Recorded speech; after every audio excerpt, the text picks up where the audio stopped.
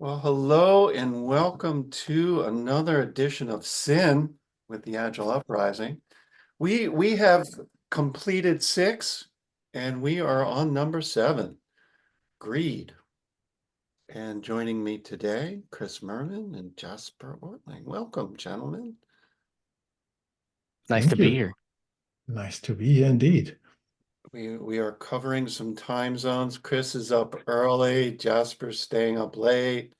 I'm kind of We still That's have right. daylight here.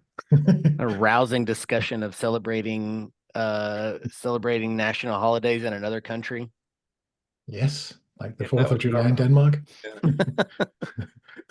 All right, so we'll do the usual, the textbook definition, talk about how this shows up in our environments, the positives, the negatives, and then maybe the flip side. Chris, you always like a good definition. What is greed? So I think keeping with the theme of everything, I will answer the question, but my return question to you, Andy, is gonna be so I'll let you think about it, is why do you think we saved greed for last? Because we didn't pick any of these sins like specifically in a row or in a specific order. I was just wondering, like, I wonder if we mentally we saved greed for last on purpose. So anyway, ponder that.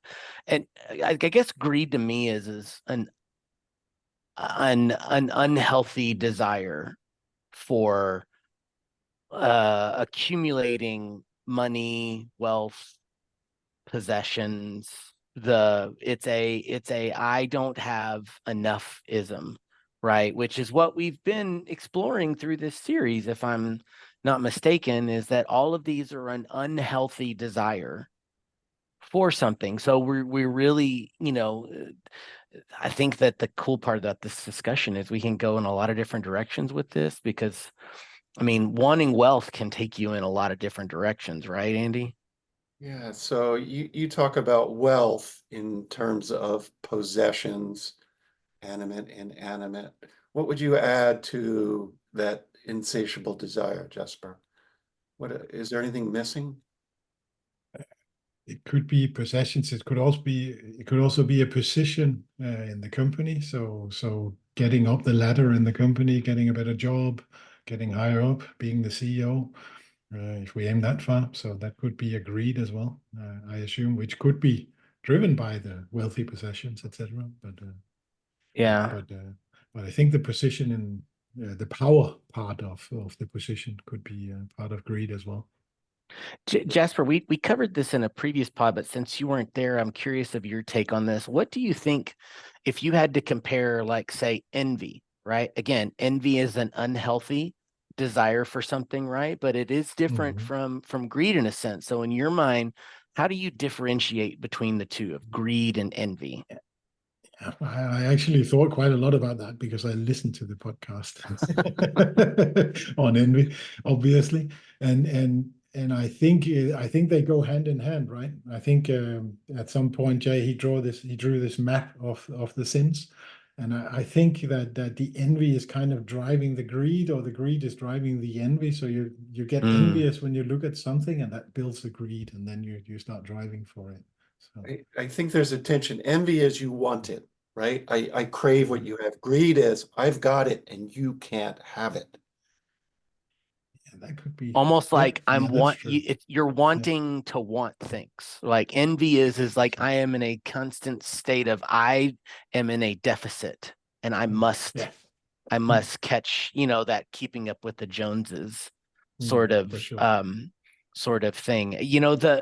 What do you, Andy, let me toss it your way. What do you think went from a greed perspective? Is there an aspect of I am desiring at an unhealthy level, wealth, material wealth, possessions, kind of a thing.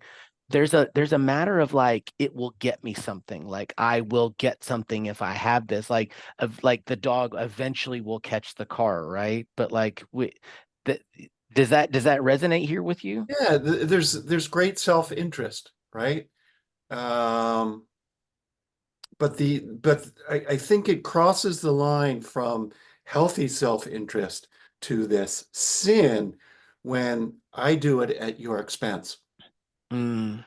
right? I need that I've got promotion. the So, budget, you don't. right. I've got the Oh, staff, you don't. Mm. I've got the decision-making power because of my position, and you don't. And that's where it becomes a sin and it becomes conflict and not healthy. very much. That is our official first shots fired of the episode. Is that's my budget. It's my decision. How many days could we say we've encountered that in our jobs? Like, I have it and you don't, which, and when you're the haver of it, it's not like greed is when you finally, like I said, the dog catching the car. When you finally have the money, it's not like that sin goes away. It's now I need to let you know that I have it and you don't. Like that nasty side of it is where office conflict comes in, right? And it's insatiable. The Mm-hmm. dog bought the car. Well, I'm going after the next one and the next one and the next one. Yep. Never enough. I don't have just 5 people reporting to me. Now I need 10. Like, now I need an entire department.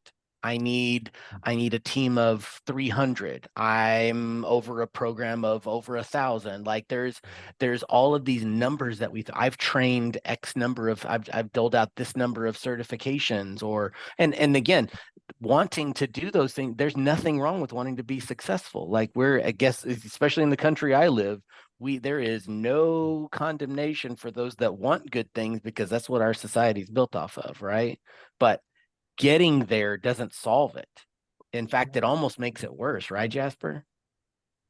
Yeah, it does. But now I live in a country where actually there's kind of a cap on how successful you can be.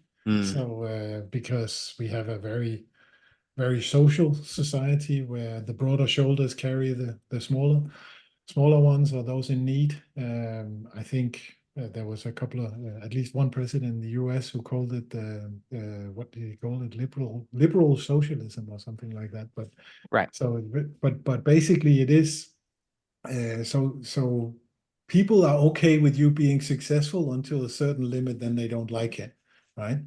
And I think one of my countrymen, David Heinemeier Hansen, he writes a lot about this. He's the Ruby on Rails guy. Uh, he's actually born in Denmark, and he writes a lot of this sometimes. And that he's so happy that he's living in the U.S. because he's not limited by this cap in Denmark now. That he can only be greedy to a certain So aspect. there's that balance between personal goals, achievements, and social goals and achievements. And what I'm Exactly. hearing you saying is, in Denmark, there is a collective thumb on the scale of social is more important than personal. And there's, I don't know if it's legislation or No, it's not. taxation or something else, but there are limits. Whereas in the US, it's Wild West. Taxation is world famous, right, in Denmark. So the Danish taxation. So we pay an horrendous percentage in tax. So I'm probably around 55% of my total income is paid back in tax to the system. But then I have free schools and free healthcare and everything. So obviously there's a couple of benefits coming with that. So but it kind of limits people. So there's ambitions sometimes, and people are also those people who are tremendously successful. They are not always really liked in the society. Of course, we are proud of our very successful people, like the owner of Maersk, the big shipping company, and these guys who have really made it. So it's the biggest in the world, right? But again, we're kind of looking, they're so rich. They must be doing something illegal, right? Where do you think, Andy, where do you, as outsiders, right? Like, when I hear Jesper share really inspiring words about the attitude they have as a country, where do you think that notion of, I will forego my personal, like, ladder climbing, like personal success over the collective. Like you said, Jasper, something to the effect of like we are responsible for the collective good overall, and caring for the overall ecosystem of everybody more than myself. I feel like that's where, again, he said there's a cap, right? There's a cap on how much you can make. So there is going to be a cap on your greed there, because you just literally can't get more to that. Like, Andy, where do you think that comes from? Look at the difference. So I think it's an awareness of perhaps the darker side of human nature. And Denmark says, we will not tolerate that darkness. And we're going to put in some guardrails, if you will. Now, if you look at the US and you look at the multi-gazillion billionaires, there's clearly no cap. Right. Are they balancing social good versus personal gain? I don't think some of those billionaires are doing such a good job at that. If you look at the billions upon billions that they possess, are they funneling it back into good causes? Yes. Could they do more? Yes. But also there's an ego-driven nature, right? Right. And is that the status aspect of greed? I want my own ship to Mars type thing. Well, That's that's status and the power, but there's also right. an element of vision.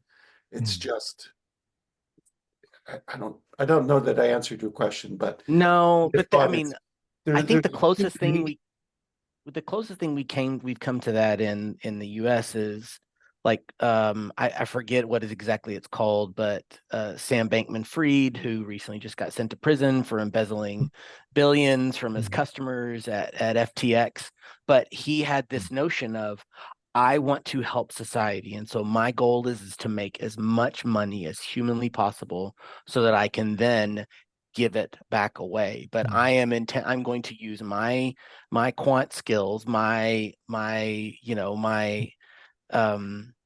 huge brain, right? I'm going to use it to make all the money so that I can give all of it away. That like that and it looked like he was on his way to doing that until he stole a bunch of his customers' money and then got caught with it, right? But he was on his way to doing that. what happened? I mean, you can't set out to make all of the money and not skirt a few corners, right? I mean, regardless, we were trying to figure out like how society does that. So maybe let's bring this a little closer to home. So it started with, hey, all right, I'm, the early trainers, right, in our industry. Those are the ones that really started making it big time. And I'm not bagging on trainers here, right? But like the first path to agility, like grabbing that brass ring, was, I have my T, I got my own shingle. All I need is like 2-3 classes a month, and I'm rolling in it. And then it turned into, all right, my hourly consulting rate, my hourly this rate, and the rates just started going up and up and up. I don't know that greed was there for us early on, but then once we started seeing our friends at conferences, and I mean, I remember the first time I was like, wait, you make how much just doing trainer classes? You make how much? And till I started realizing like there's a lot of money to be made in this industry. Like when I guess when did y'all first realize that that's where we were headed? Well, I realized it quite early on because I was in a company and I was actually head of learning and development, so I was paying for it. Sure. So, and I was looking at my former colleague, won't mention his name here, and then his invoice. Uh-huh. Just saying, okay, okay, you must add a lot of value here. Yep. Yeah. So, And that's the flip side of the coin, right? That's the good exactly. side of the tendency as humans, Right. as you said, just to deliver value and do good work and help people out of a deterministic mechanism way of delivering that value to the iterative probabilistic that is at the root of all that training. Let's find a new way to a better way, right? And that was the good aspect and the generous aspect, and the people doing the work needed slack time to learn, right? And so that learning and development, all that comes together, but at some point it went south or north, depends on which direction you don't like. Where's south, Dad? Anyway, that's a whole nother conversation. So it went wrong, right? The greed aspect kicked in. And, what happened with Bankman-Fried? When did he cross that line from virtuous to the opposite? I mean, he realized that he wanted to make some bets that, again, for the record, financially, the bets that he made for FTX paid off, right? Like the bright lining in the story of FTX is they were able to, because of the bets that Bankman-Fried made, they were able to pay all of their people back whose money he took, right? So, hey, that's cool. The problem is that he skirted, SEC obligations, caused violations, broke federal law in order to do so. You cannot take people's money and use it for things that they didn't approve of, right? Regardless of how good it is. And you're like, no, it's fine. We'll pay the account back when, this part of the company will borrow from this part of the company, put it over here, we'll make the money, we'll put it back. Nobody would be none the wiser until we did, right? Like that's, again, making it closer to home. It's okay to say, hey, we've all said something on our resume or in an interview or something, and then it comes time to deliver it, and we're like, oh man, I told them that I knew how to do this. I mean, there is a level of that we've all done, and we're taught just to say, yes, I can do that, and then figure it out along the way. But at some point in time, we have done a bit of a disservice to our industry by trying to take on efforts and to do things that we had no business doing. And it caught up to us. I mean, is that a fair way to say? It's a paradox for me, Chris, right? So first you sell it, and then once you figure out how to sell it, you figure out how to deliver it. That is the nature of capitalism, right? Right. You don't spend a whole bunch building it, we've discovered, and then go try to sell it. And so capitalism, which is the basis of all business, at least in our respective yards, is to make money, deliver value, get paid for it. And sometimes there's that short-term decision that you were talking about that led to long-term value. I just don't know when it goes wrong. When did we as an industry go wrong? Become the shirts and certs when we industrialized it 10 years ago. Was that just greed driving it? I'm not sure. I think that maybe there's a market dynamic in it as well. So if you're looking at that paradox between greed and greed being actually maybe the cornerstone or even the keystone in capitalism, right? Then so as soon as you offer something up, and then everyone wants to become agile, and there's the huge demand for our services, right? So it just keeps growing, and then you have this offer and this offer, and this offer is paying 10% more. Oh, well, let me go there, because that becomes a differentiator. Maybe not so much whether it's interesting or not. So. And now that everybody's been through a class, they're like, now what? Right? Yeah, like what? Maybe that's the best way to describe our industry right now is I've gone through your training. Now what? Right? Now what's going to come? I'm still only delivering real value every month, every second or third or fourth month. so what now? Yeah, exactly. Yeah. It's funny, Andy. Like I think that as you know, again, I feel like we're going to touch on other sins just because we're wrapping up the sins with this one, but it just feels like every single conversation that we've had so far, it's been, we had the best of intentions, right? None of these sins came about us, our industry, because we thought it's fine, we just need to sin a little bit. Like, we've been good, let's start sinning. Like, nobody ever said that, right? Like, this is, again, it's when healthy desires slowly transition to, like, it's just like, do you think that there's people that go, I want my MBA because I need to learn more about business? That's not what people say when they get their MBA. They get their MBA because they're like, now I can put in for a promotion. I can get a raise. I mean, like, people are still getting their PMP.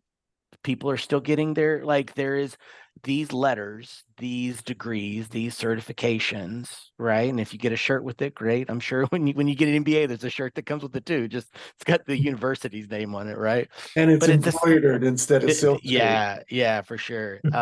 But it's the same concept. Like, I'm going to go do this because it will get me more money, right? That's the only, and that, again, dear listener, please do not, when you're if you're looking in the mirror going like, Murman is yet again telling me why I'm calling you a bad person, calling me a bad person. No, every single one of these sins I've been guilty of, and I'm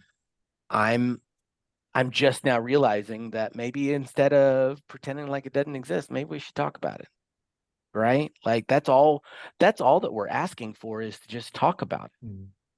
Yeah. Is that fair, Andy? Confession? Sure. With a question mark. So maybe I'm an outlier. I've sought education for a useful purpose.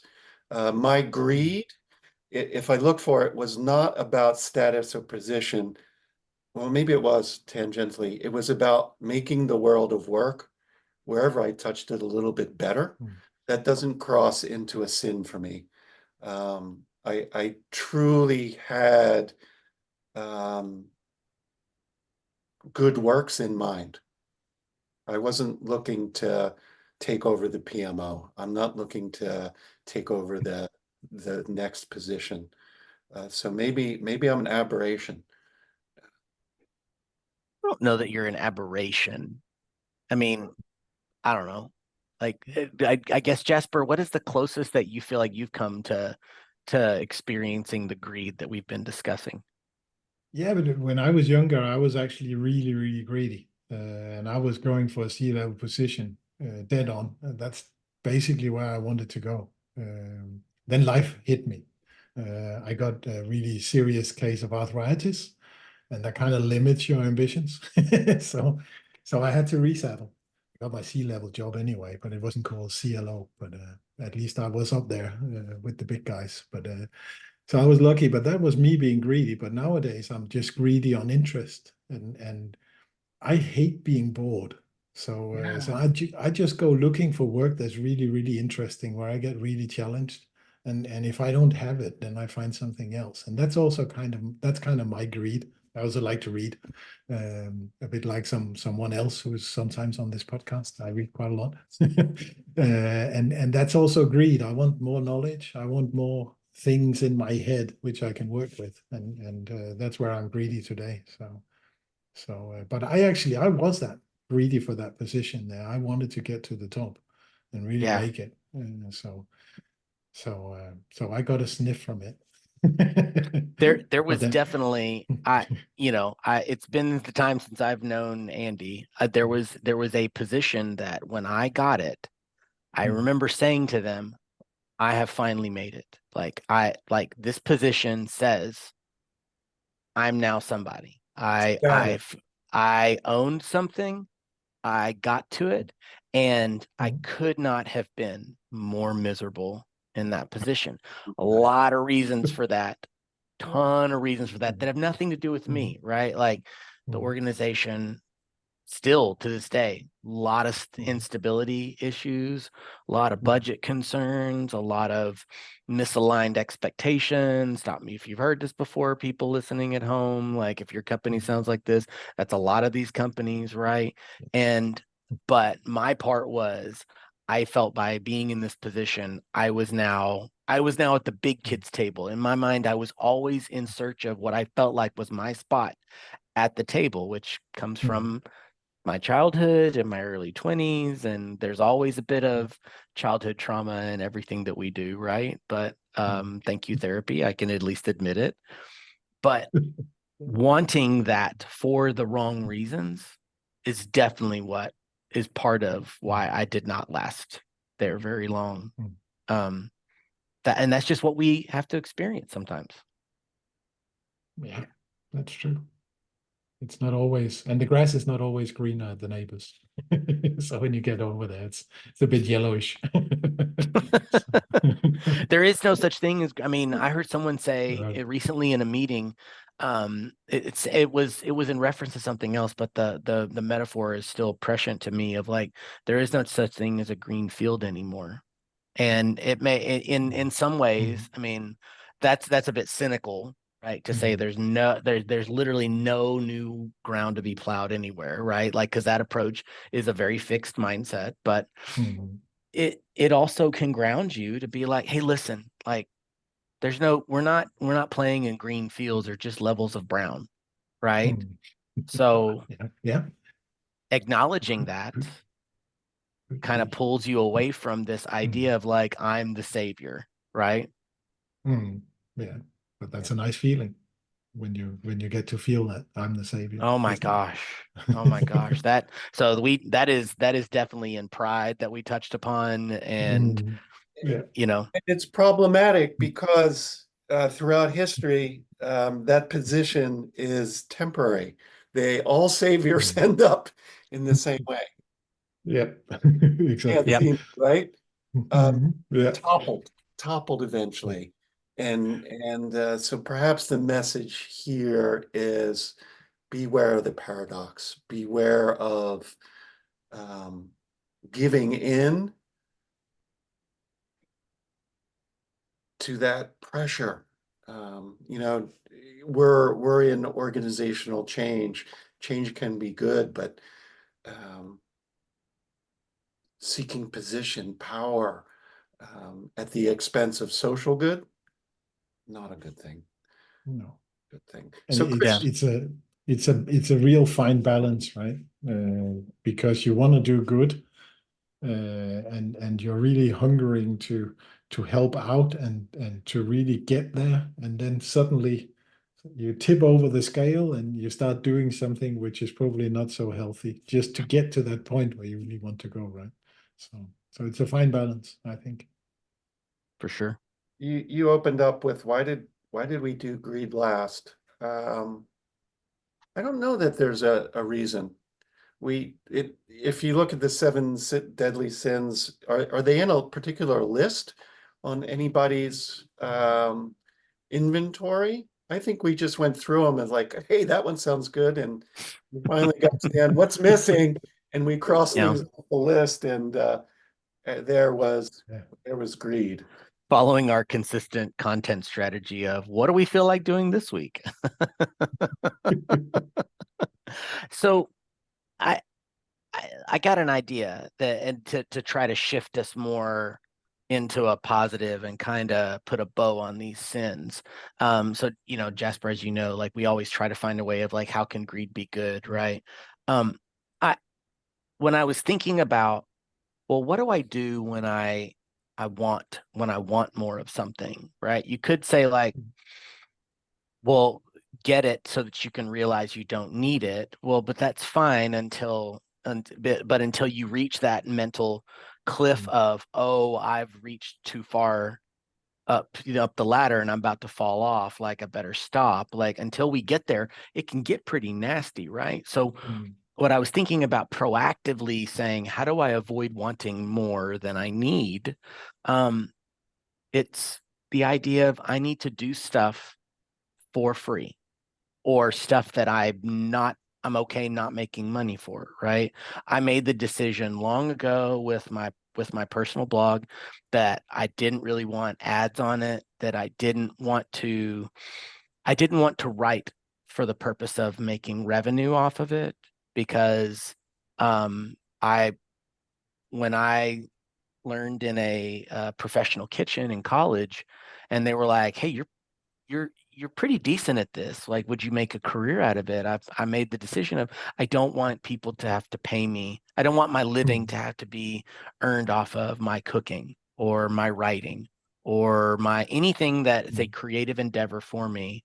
Like this podcast. I mean, Andy, we get a little bit of revenue from it, but it does not cover the amount of money that we as a group pay to keep this AU ship afloat, right? Like, this is not something we are doing I'm doing this for the love of the game, for lack of a better way to put it. Like, it almost, Full disclosure, we Yeah. make $25 a month on a good month on ad revenue. yep. I mean, Everything else comes out of our pocket. It's like 10 or 11 bucks, but a good month is 25, and that covers the hosting cost. It covers the occasional, go put down get the license for Opus clips, or Otter or something else that drives us. Hey, can we make that a little bit easier?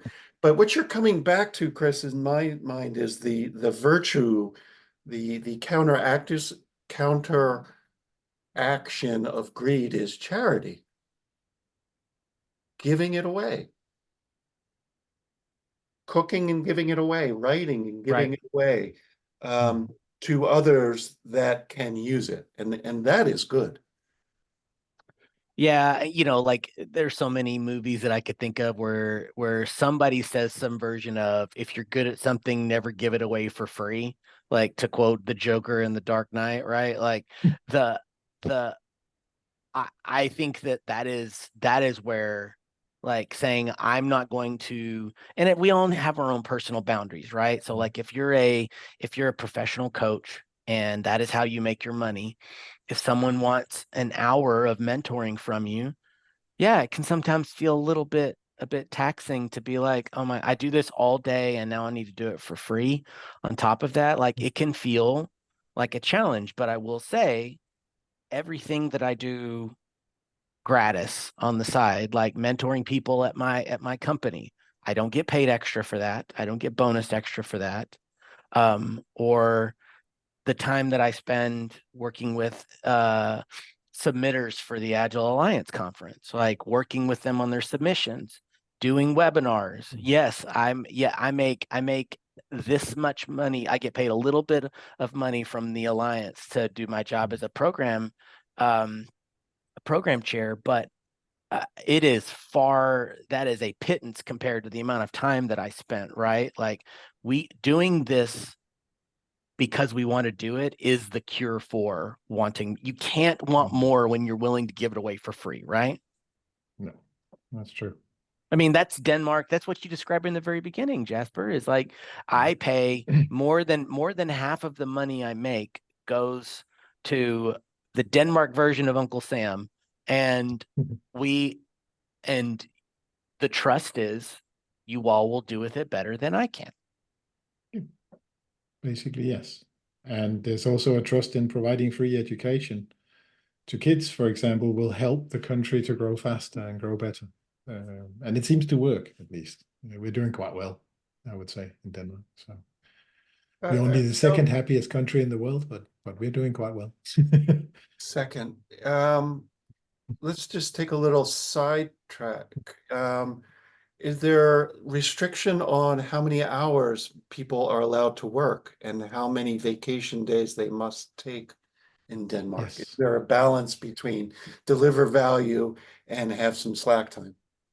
Yeah, we have a mandatory 5-week vacation in Denmark, and typically the companies pay a 6th week of vacation. So we have 6 weeks of vacation pay, plus the national holidays and weekends. So which is quite a lot compared to the US. Yeah, and I mean, our version of that, Andy, is it's just, if you have a company that pays vacation days, like the place where I work, it's, you lose your paid time off hours like there is a cap on how much can roll over, right? So I can't roll over more than a week of vacation to the following year. That's the one, the running joke in the US has always been, just bank your vacation days, and then when you quit your job, you've got a nice bonus on top of it because you've got all this paid time that you never use. There is a greed aspect to that of like, I can't take time off. I'm trying to bank my vacation days. What if there's a layoff and I need this money for that? And again, you keep thinking, I need this, I need this, I need this. So companies started getting wise to that and saying, fine, if you're not going to use it, we're not going to give it to you. Like Right. you're going to lose it. And we've all known that coworker where you've like, they were like, dang, one of my friends at work the other day was like, dang it, I'm like I just lost 3 days of vacation. And I'm like, what? And he said, yeah, we had until April 1st to use our vacation days when that before they get, and he's like, I lost 3 days. And I'm like, okay, well, would you have taken 3 days off? Yeah, I could have rested 3 days. Well, then why didn't we? Right? Like that, Yeah. again, this is That's- something that we all do that is just, Right. Fear of missing out. So coming back to the second happiest country in the world, that's such a leading indicator of health. Yeah. So Could be. paying half goes into the community fund, and everybody's happy about it, Yeah. I think or the happy happiest one enough is with it not to leave. I think number one is Finland, and they have pretty much the same kind of tax system as we have in Denmark. So, so it seems to work, at least for people. So, Andy, obviously, I'm not asking the US to turn into Finland or Denmark overnight because it's don't do just not that. possible. Like, it's just not possible. There is a different approach, different mentality, different everything, right? Population, different size, different scale, different It's people. okay to be different. It is okay different to be history. different, right? It is okay to be different. However, I do feel like we could glean some, hey, we're not trying to change the US, but our little corner, like not even entire companies, because companies are almost too big to change now, especially in the US. Most major employers, if you like companies that can afford to hire and pay a decent salary to Agilists now, a lot of them banks and financial institutions, insurance, whatever, right? There are things that we can do to slice off our little corner of the world and find some of that, right? So do y'all think there's something that we could take from that approach and bring a little charity, I guess, Andy, to use your word, like charity, there is something to be gleaned from that, right? I think it's an interesting thought because it's I've spent quite a few months, almost a couple of years in the US as well, and worked in 4 different states. And what I see when I'm there meeting together with the co-workers I had then is that all that charity, all that giving back happens in the small clusters of society in the US, so in the neighborhood, in the church, and people are taking care of each other there. So but it's not federalized like in Denmark. So it's done in the small communities, and at least in some places, and it's an interesting dynamic that you don't want to federalize it, but you're actually doing it in the small society. So neighbors are helping each other. I remember, God bless his memory, what's his name, Mike. When Mike unfortunately passed, one of the co-signers, what's his Beetle. Mike Beetle. There was a huge collection going together, right? The people were collecting for his family, and you don't see that often here in Denmark that happening, right? Because people, okay, yeah, but society is going to take care of that. Yeah, so it's a different value system in the US. Interesting. And I don't know what it's like in Denmark.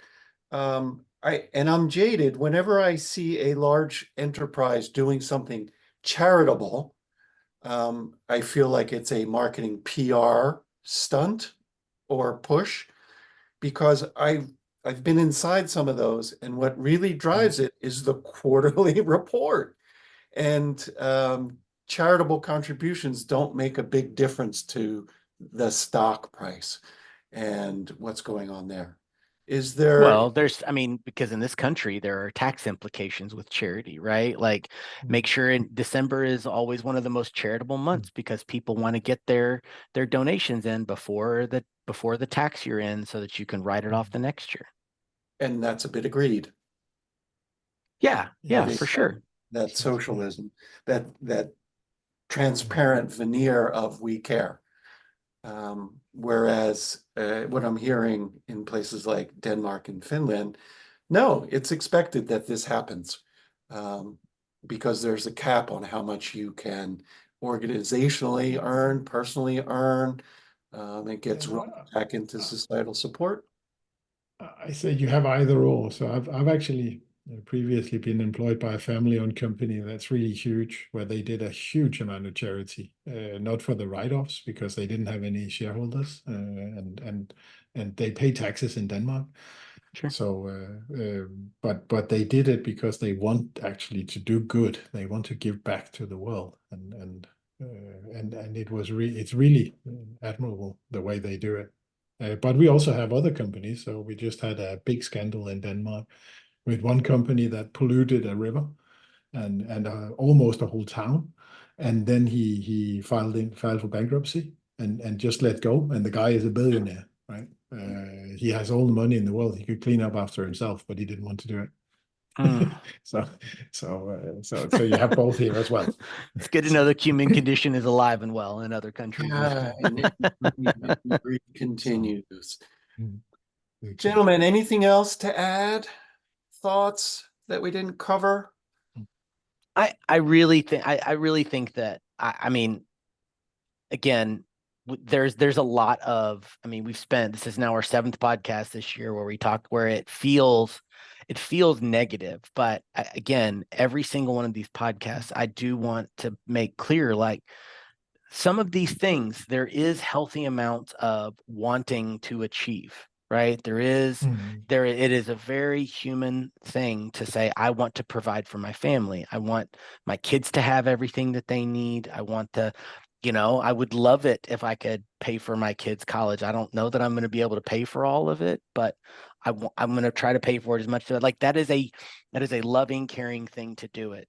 But again, the desire to step on and step over to get it and not being willing to give of myself to it, like give something of greater, something of importance to me. Like there's something that feels good about giving $5 to someone on the streets, right? Are you going to really change the world? No.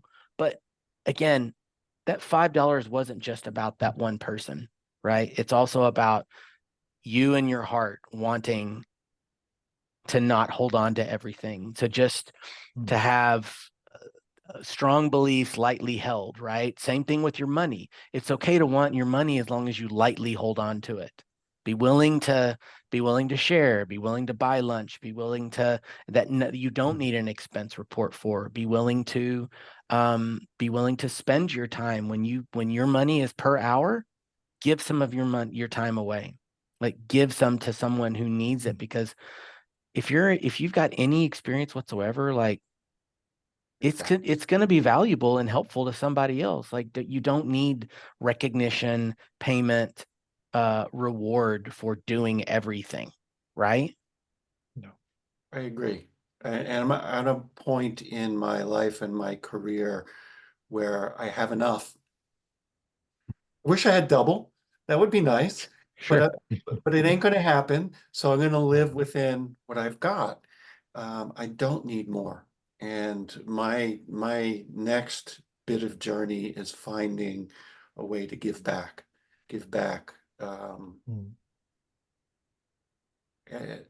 And I don't know where it's going to take me, but we'll see. Yeah. Closing thoughts, Jesper? I know you're also in a transition. I am. New ground. It's more professional transition, I guess. I also found a couple of courses where I'm giving back one way or the other. So I'm helping to grow guide dogs for the blind, for example, and then I get these real cool calendars with small puppies on, and they're really cute. But it's good to give because it's a worthy cause and it's really expensive to train a dog for guiding a blind person. Sure. So that's one of the causes that I support, and I think I'm also at a stage in life where I probably have enough. So I don't necessarily need to pursue more, but my greed for knowledge and my greed for interesting stuff is still pushing me to try and do something which adds value as well, or find new jobs, new interesting things. So I think we should. It's again, I think it's a balance. We need to be greedy in some form, but we should always be aware that we are not stepping on other people, for sure. So Be greedy for things that don't reward us. Yeah. See gluttony. Or reward us financially. Right. See gluttony. I think what I know about you, sir, is you have a healthy appetite for those things. And maybe it's semantics. I don't see you even close to crossing the line of greed with your appetite for knowledge. Same for you, Chris. Who wants to land the plane today? We're coming up on the end. I'll do it.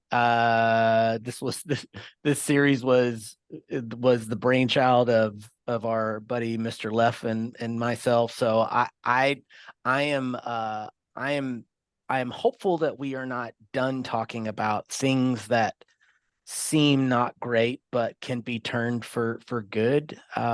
We had discussed doing discussing the virtues of life, and maybe they're not as all that they're cracked up to be, and in this notion of we just live in a world of grays, as my shirt says, that we are just various shades of gray in life and not black and white. So I like exploring these things that seem good but they're not so great, seem bad but they're not so terrible. I like this discussion because the grays are where we really find nuance in life, and that's inspiring to me. So I'm thankful that everybody that has listened, we've had a lot of cool comments on our Discord. So if you're not on our Discord, please join us. Doesn't cost you a single thing, and you get to troll me for free. It doesn't cost you a single dollar to make fun of my accent at all. And if you feel like making fun of the Eagles in a few months, please join the Discord, because they're going to be terrible again. And shots fired. Yeah, absolutely. And I'm not covering up for the fact that my team's going to suck at all.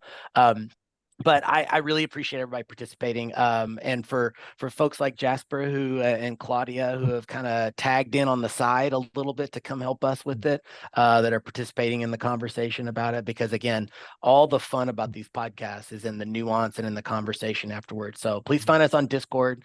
Yes, we do have a Patreon, but I guarantee you're not going to be the biggest contributor to it. So the board are the biggest contributors to our own Patreon, so we can pay our bills. So anyways, on behalf of Andy, on behalf of Jesper and the rest of the crew that have done the 7 deadly sins of transformation, this is Chris Murman, Agile Uprising.